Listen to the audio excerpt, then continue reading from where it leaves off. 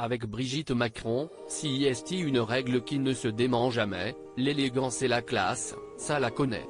Invité spécial de Gilles Boulot ce lundi soir sur TF1 pour parler de l'opération Pièce jaune qui se déroulera jusqu'au 11 février 2023 pour la 34e année consécutive, la première dame avait opté pour un look très chic composé d'une veste verte olive et d'un chemisier blanc.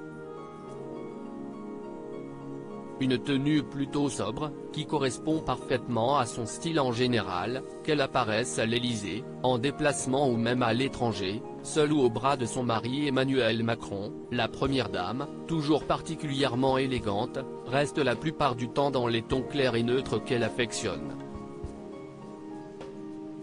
On se rappelle d'ailleurs de la différence flagrante entre son manteau gris à Washington et celui, rose Barbie, de Jill Biden. Mais son chemisier au col Lavalière rappelait cependant ceux portés par l'une des princesses les plus médiatiques du moment, Kate Middleton. La jeune femme aime en effet particulièrement ce look, lui-même inspiré de Lady Diana. Et elle le porte dès qu'elle le peut, entre les robes, les chemisiers ou les blouses. Si est l'une des pièces maîtresses de son look. Très récemment, lors de son voyage à Boston en décembre, la femme du prince William avait d'ailleurs fait mouche avec un chemisier rose pâle, accordé à un tailleur violet très près du corps. Bel hommage à Bernadette Chirac alors, simple hasard ou jolie inspiration?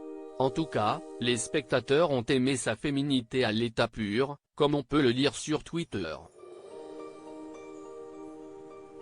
Mais aussi son hommage à Bernadette Chirac, longtemps engagée pour cette cause des pièces jaunes. Si vous le permettez, je voudrais souhaiter une bonne année à tous les Français parce que je n'ai pas pu le faire. Et j'ai une pensée toute particulière ce soir pour Madame Chirac, à qui je souhaite également une bonne année, et que je remercie pour ce qu'elle a fait pour les pièces jaunes, a-t-elle lancé, un peu émue, aux journalistes démeublés.